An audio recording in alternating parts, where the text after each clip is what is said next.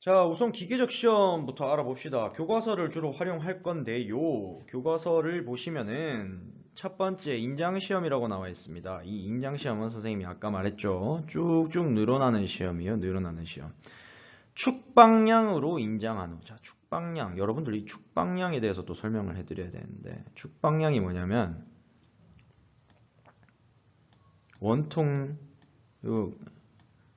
원통형으로 생긴 녀석이 제품이 있다고 가정을 합시다. 우리 축방량이라는 것은 긴 쪽을 축이라고 합니다. 이쪽 긴 쪽 축방량. 그럼 여러분들이 또 궁금증이 생길 거예요. 선생님, 이쪽 방향은 무슨 방향이에요? 이쪽 방향을 우리는 반경 방향이라고 합니다. 반경 방향. 반경. 왜 반경 방향이에요, 선생님? 우리는 원통의 지름을 직경이라고 하죠. 직경. 반지름을 반경이라고 합니다. 이 반지름, 지름과 반지름과 평행하는 선에 있는 것을 반경이라고 하는구나. 그래서 반경 방향, 축방향이라는 단어를 씁니다.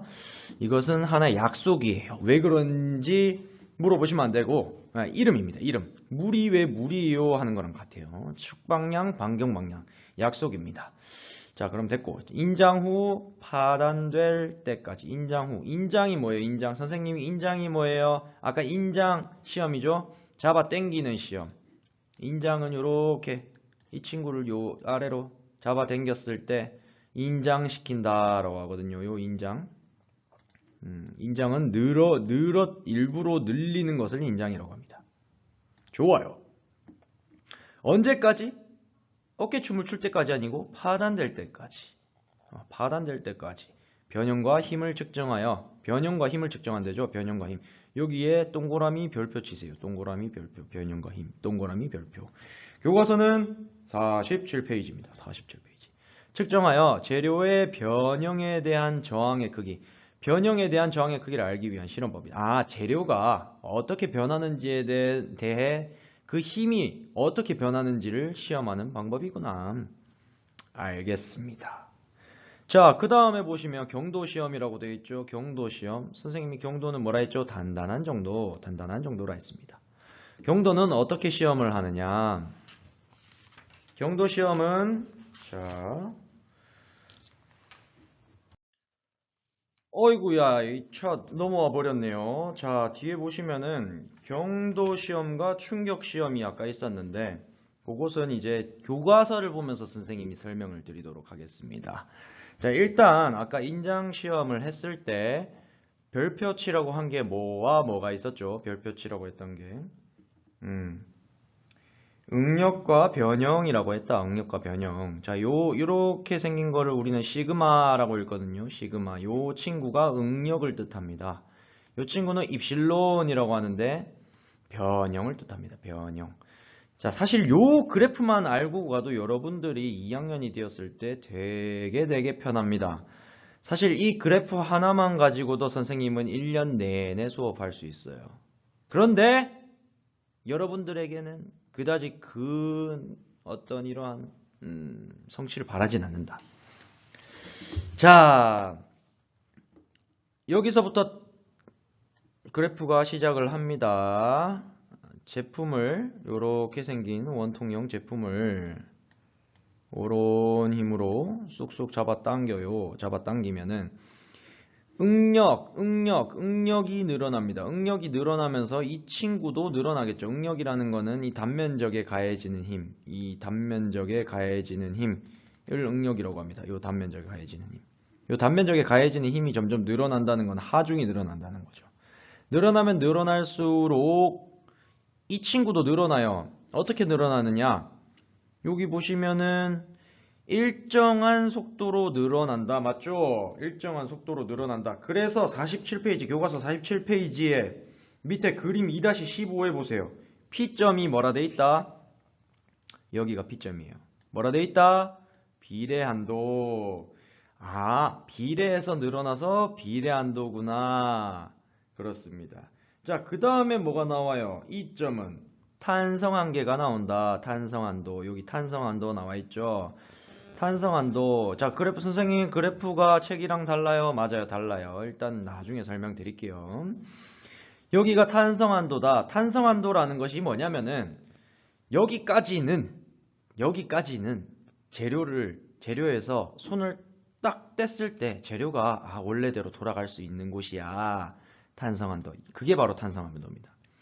이 힘까지는 재료를 놨을 때 다시 원래대로 돌아갈 수 있어가 탄성한도입니다. 자, 그 다음에 보이는 YU라고 되어 있는 점이 뭐죠? 상항복점이라고 되어 있죠. 상항복점. 여기서는 항복점으로 하나로 통일시켜 놨습니다. 상항복점. 상항복점은 소송변형이 발생하는 지점입니다. 소송변형.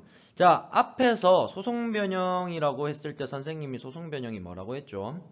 제품을 절삭하지 않고 늘리거나 구부러뜨릴 수 있는 것을 소성가공이라고 했습니다. 자, 소성에 대한 정확한 정의는 탄성, 늘려뜨렸을 때 재료가 원래대로 돌아가더라. 소성은 원래대로 돌아가지 않더라. 영구적인 변형이 되더라. 이것을 소성변형이라고 합니다. 그래서 상항복점에서는 자, 위에 있어서 상항복점이에요.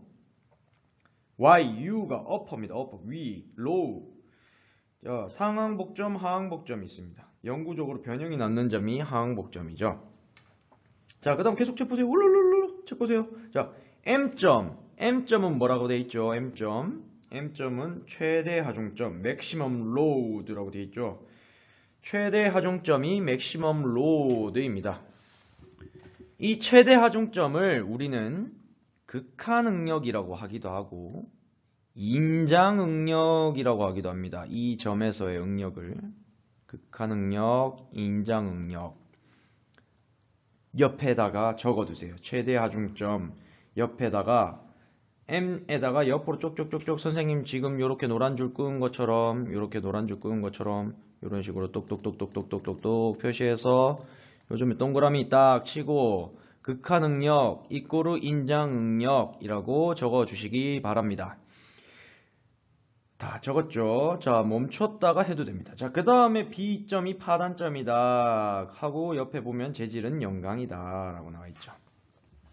좋아요. 자, 선생님이 요 보시면은 요 왜 이 그래프를 가지고 왔느냐. 사실 이 책에 있는 그래프는 굉장히 이상적인 그래프다. 사실상 존재하지 않는 그래프다. 우리가 실제 철을 가지고 그래프를 뽑았을 때 테스트를 해봤을 때는 이런 그래프가 그려집니다. 항복점이 잘 안 그려져요. 사실상 바로 소송 변형이 시작됩니다. 이렇게.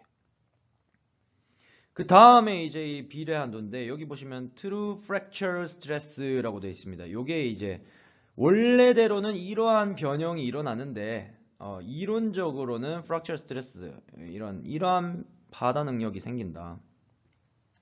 이게 이론적인 부분이 이렇게 쭉 이론적인 부분이 이렇게 쭉 내려오는 거고 실제로는 그냥 이렇게 올라가더라. 이렇게 올라가면서 파단이 되더라. 우리가 이론적으로 하는 부분은 이론을 통해서 구하고자 하는 바가 있기 때문에 이런 그래프를 사용합니다. 자, 정리하자면은 우리 47페이지 그래프를 보면은 이 그래프는 사실상 이상적인 그래프고 이론적인 그래프다라는 걸 알고 있죠. 여러분들이 그 점을 알고 갔으면 좋겠습니다. 자, 그 다음으로 시험값 계산이네요. 다음 페이지로 넘어가 보겠습니다.